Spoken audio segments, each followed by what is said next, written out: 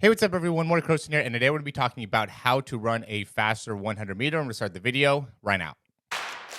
This is the newest edition of the Performance Lab. Reach your individual goals. You don't want to just talk about straight line speed. We also want to talk about your ability to be quick. We break down your video. Let's make you into the quarterback I know you can become.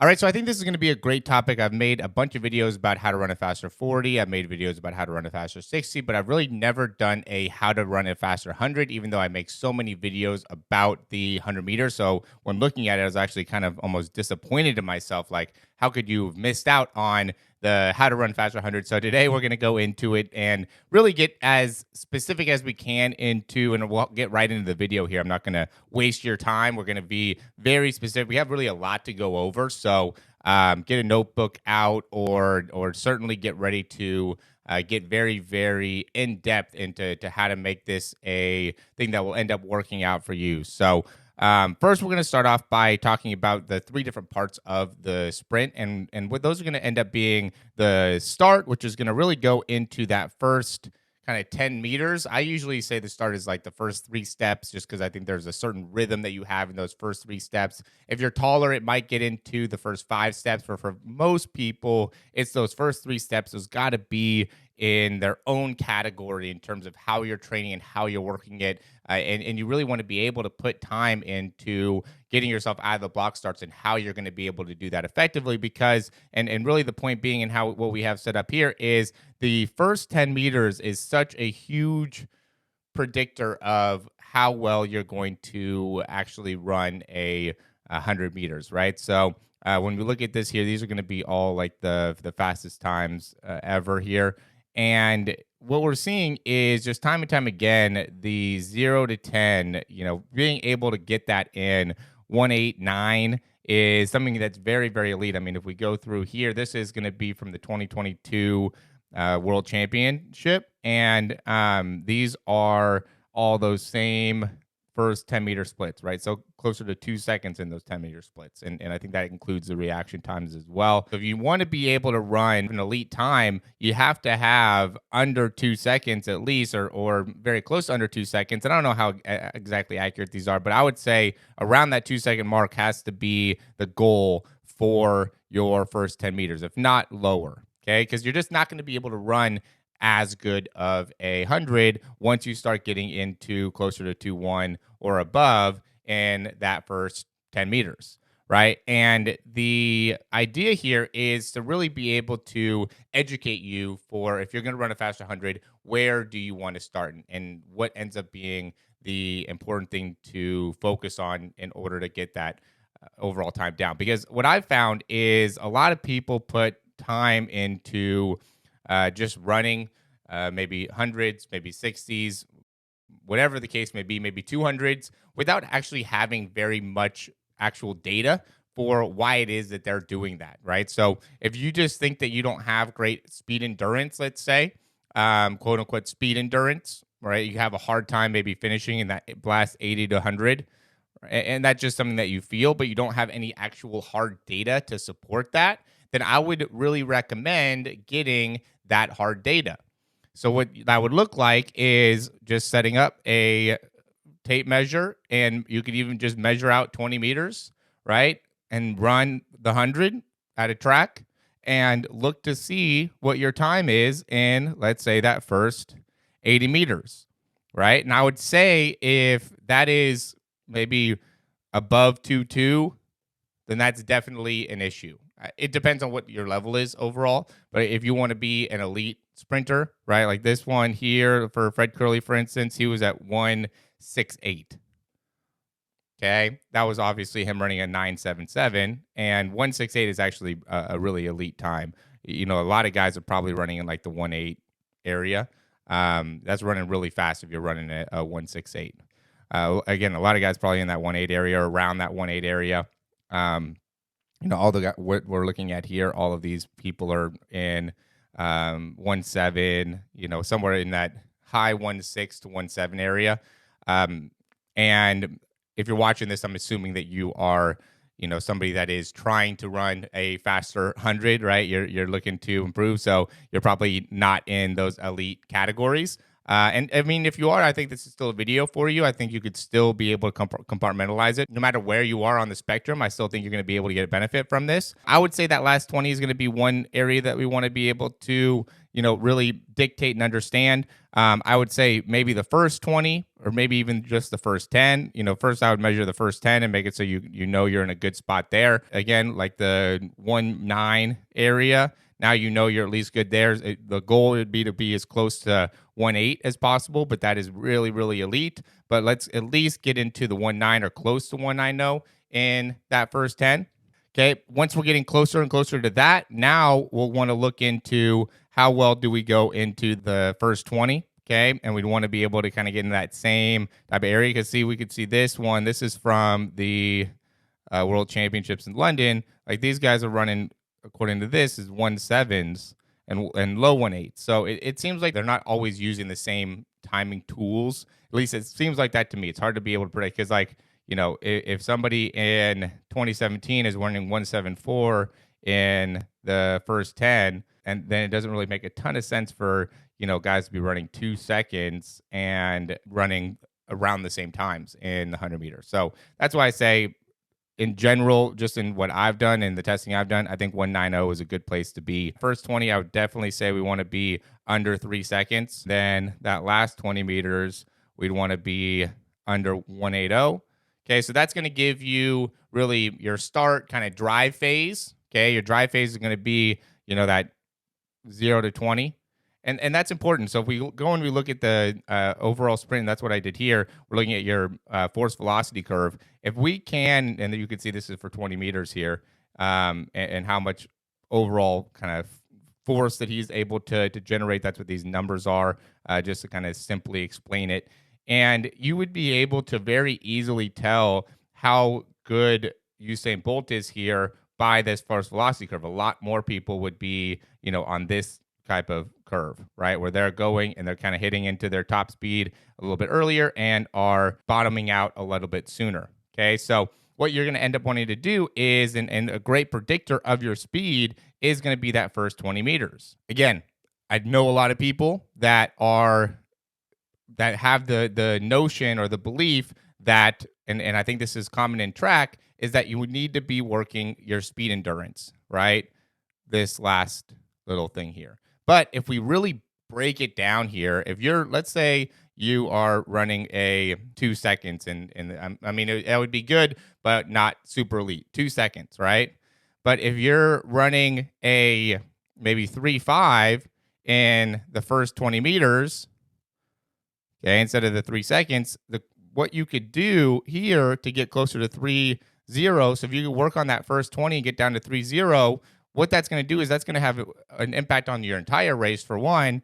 And if you even break it down from a number perspective, from 2 seconds down to 1.8, this is what's going from, good to elite, where this is what's going from good to elite, right? So you're taking 0.5 seconds off here, but only 0.2 seconds off here. The point is you can get more than double the amount of improvement in terms of your time by working on your first 20 and really getting great within your first 20 in comparison to really working on your last 20. Okay, so when we're talking about how to run a faster 100, what I would say is work on your first 20. So now let's take a look at some mechanics. What does that look like to be able to run to run a faster 100? Okay, and I have a couple of these kind of queued up here, and really to get a faster first 20. So what we want to be able to do here is we have to understand that the foot contact time and the turnover is what's most important, right? So as you're first starting, we have to be able to limit the amount of time that we're spending on the ground and be able to build the legs up as fast as possible. So that's what stands out here is when you watch Marcel Jacobs here, like this is his third step, and he's touching down before all these other guys are touching down with their third step. Okay, so that's turnover, and he's also covering more distance. Okay, so he's got his 4th step down again here before these guys got their 4th step down. So that's simply a matter of great turnover, right? Great turnover and great foot contact time. Yeah, we want to be able to maintain distance or have good distance as well, but really that ends up just being almost like an efficiency part of your run. So what you have to look at here is how well are we utilizing our entire range of motion. Okay, so he's not going and just like trying to get his foot down immediately or really shortening his stride in order to do that. He's maintaining the length that he has within his stride, but it has a lot to do with foot contact. Now, when you look at the foot contact, what you want to be able to notice here is he lands with the heel up and he has the heel slightly inwards. And then as he absorbs with that heel going out as he's pushing off, right? Lands with the heel in and then absorbs with that heel going out to the side. And this is what all the best guys do. That's why I bring it up, is because it's very important to be able to understand. You have to be able to have the right mechanics, have the right body positions in order to get the same type of result. Usain Bolt lands with that heel in and that heel up, and then transitions with the foot going out to the side. Lands with that heel in, and then transitions off with the foot going towards the outside. Okay. And what you want to be able to do is best that you can get the knee straight through and the toes to come straight through. So now we can maximize the distance per step. Okay, so the more our legs and everything is going off to the side, what that does is that makes it so you're not covering as much distance, and it also makes it so you're going to spend more time on the ground, because now when you land, you're going to land a lot more flat-footed. So what you have to be able to understand when it comes to those first few steps and really being able to build speed is we want to be able to land more on the front part of our foot and land with more of the heels up. And to be able to do that, we have to be very efficient with our leg swing. Okay, I love looking at the backside as well as the front side when it comes to doing this type of work, just because it really gives us a good opportunity to see what's happening within the feet when it comes to running fast. Now that we have kind of gone over the start, giving you really a basic of the start. If you want to learn more about the start, there's a lot more videos that we have that go in depth into some of the mechanics there and some of the timing that is important there. But I don't want to end up spending a whole bunch of time on going over that particular part of the race, or really any of these particular parts. I really just want to give you an understanding of what these different phases are. Okay, so this next phase, what we're looking at is going to be what we consider the drive phase. Okay, so we have those first 3 steps. Okay, and now that we got those first 3 steps down, now we're going to start adding, or now we're going to be in our drive phase, which really is the acceleration. It's a time period where you're going and building speed until you get into that top speed positioning. And we'll say that the top speed is going to be happening around that 60-meter time point, right? I mean, it's going to be a little bit different for everybody, but just looking at like the splits here. So like for Fred Curley, he ended up running a 0.81 split at that 60-meter.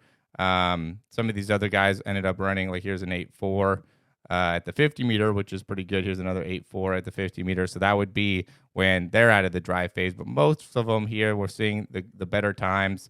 Like this one at the 70-meter, we see an 8.3. We see an 8.5, 8.5. So these ones are 60, 8.4 here. So that's the first part of out of the drive phase, and 8.3 out of the drive phase.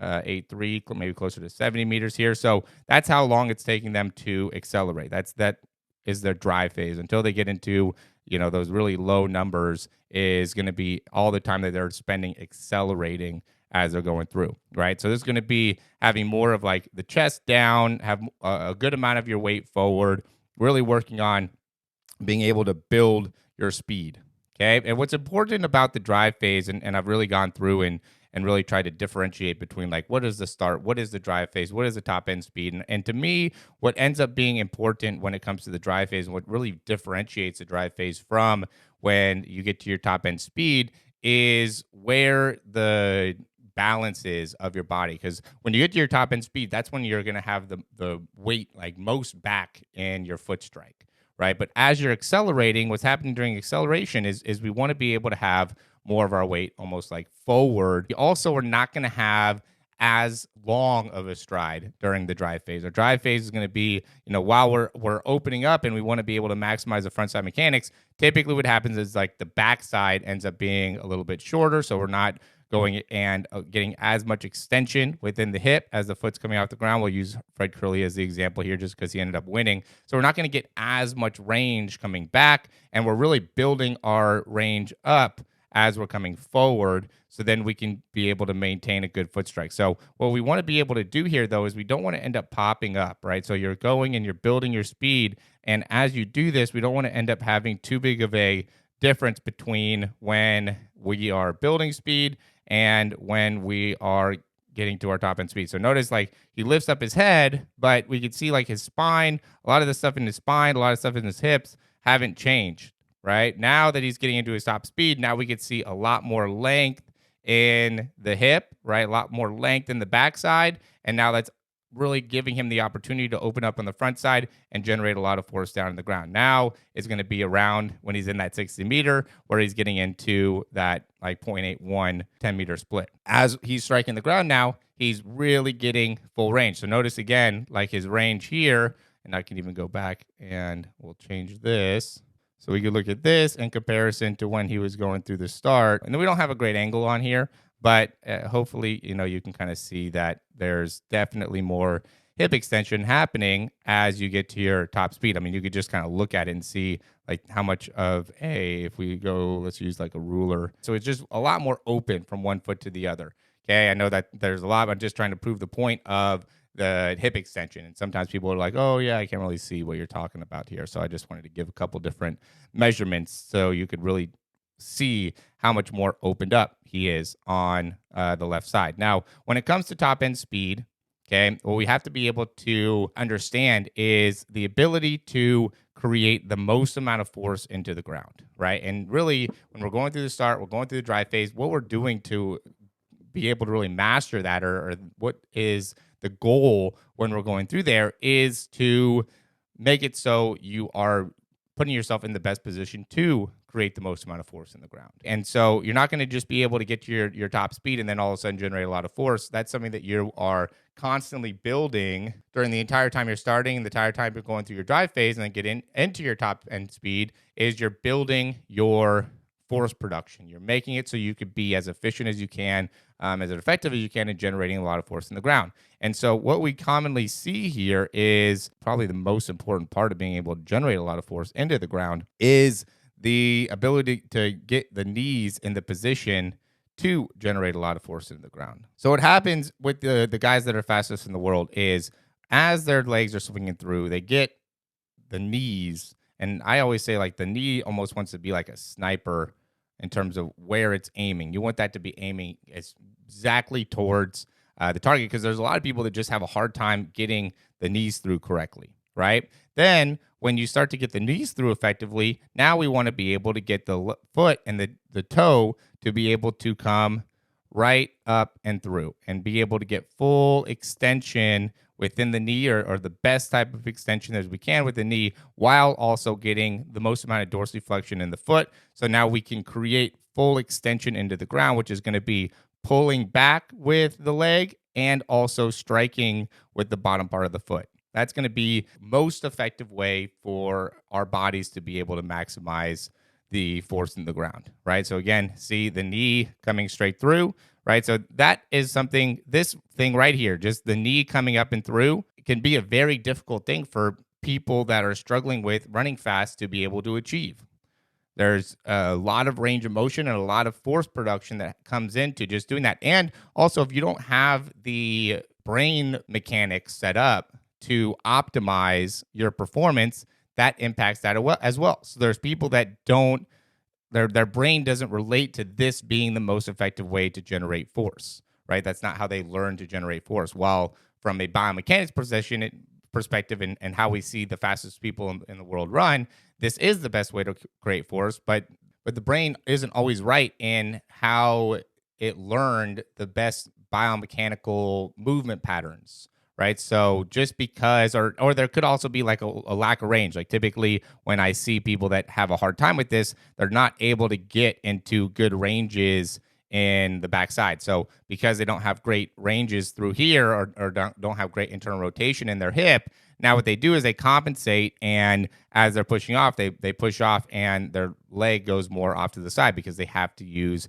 more of the outside part of the foot. Where when you can get good internal rotation, so as his foot's coming off the ground, we can see how the heel is turning out and the toe is coming in. That's good internal rotation of the hip. Then we want to have great range of motion through the knees. So if we don't have good range of motion through the knees, good range of motion through the hips, another reason why, or maybe some injuries in the past, maybe some stiffness in the hips, maybe some stiffness in the low back. All these things could end up impacting, or even stiffness in the hamstrings. If you're too tight in your hamstrings, that will impact how well you're able to come through here when it comes to the position of the knee and the position of the foot. Like if you're too over reliant on like your bicep femoris, or if your TFL is too tight, all that's going to do is make it so now the toe is facing off to the side. I've made videos all the time, or a bunch of times, that show that. And so what we have to be able to do is we have to be able to get the knee to come straight through with simultaneously getting the foot to be able to come straight up. So then we have the time to be able to get the extension of the leg,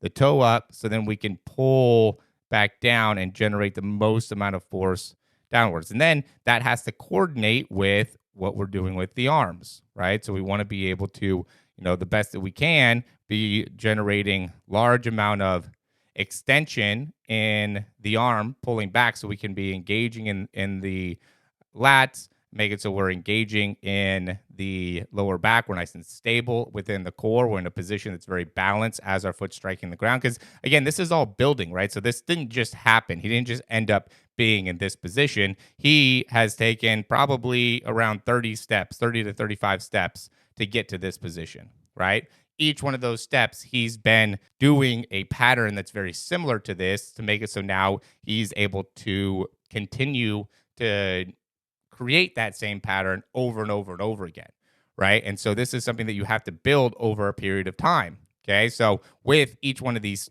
arm actions, right, as he's creating an extension here, he's very stable in the core. That's something that he has been doing the whole time. As his foot's striking the ground, he's had good core stabilization. His hips are aligned, right? He's very aligned with like his head. All of these things are critical when it comes to our foot strike, okay?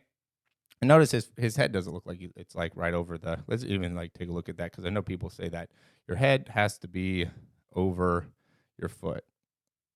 And I guess it's slightly over the heel. I don't know what part of the head we want to be able to say. So the middle part of his nose is aligned with the heel. I don't know where we want to end up. I know there's people that say that.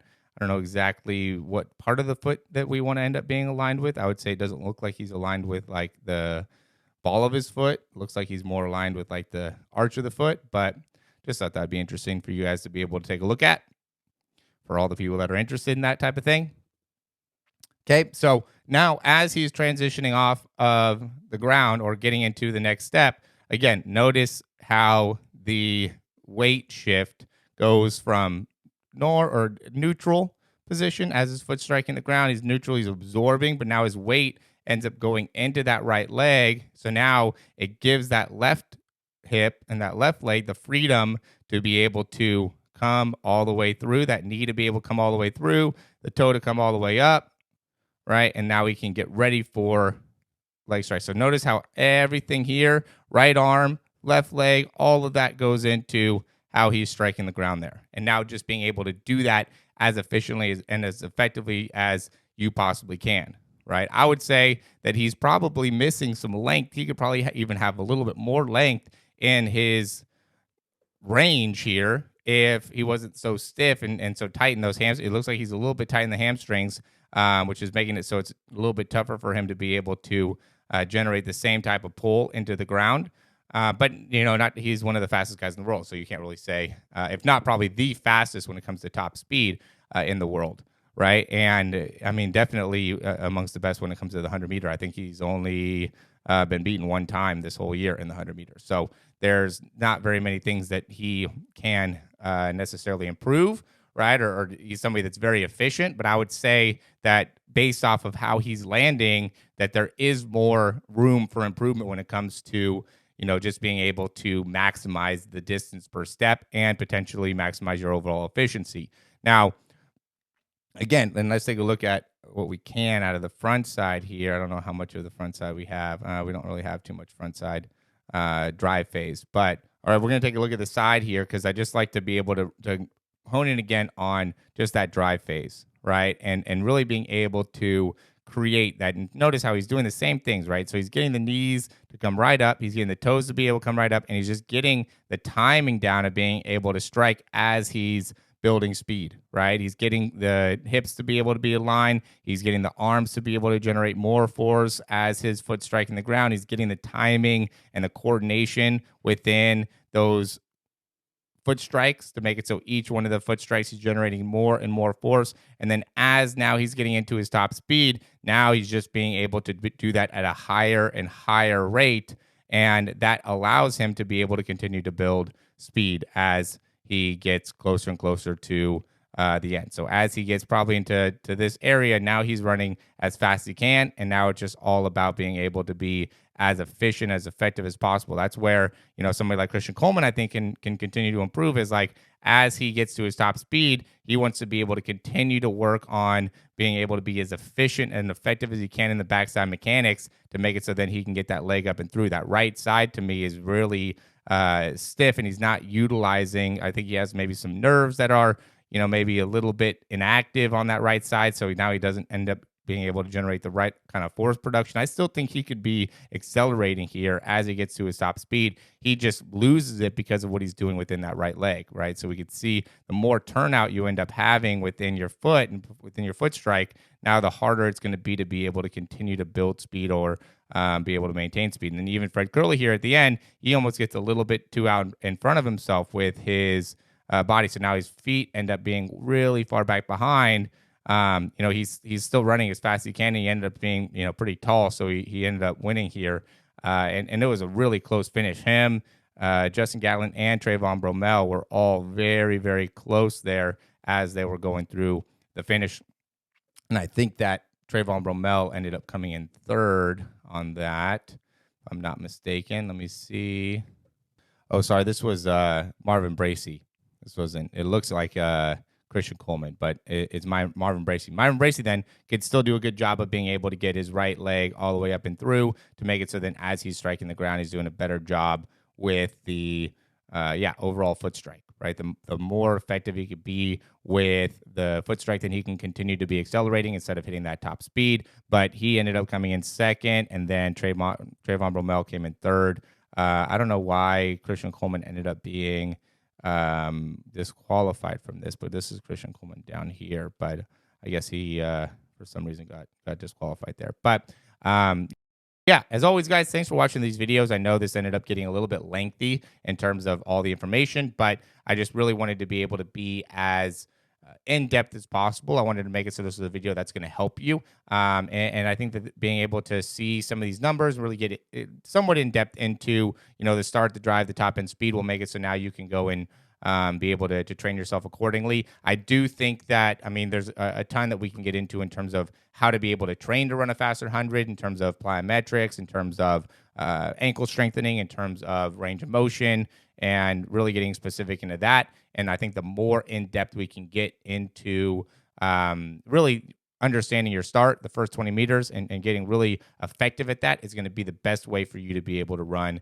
a faster 100 in general. So, as always, if you like the information, click that thumbs up down below. Subscribe to the channel. If you have any questions, comments, or recommendations, you can leave those down below. And you could also check out some of the things we have on our website. There's a lot of great things that we have to help people with running faster and just being, I think, more aware and having better education, better knowledge around the mechanics needed to be able to run faster. I think it's important to be able to really connect to that and understand that in order to really reach your full and max potential. So, again, thanks for watching, and we'll talk to you soon.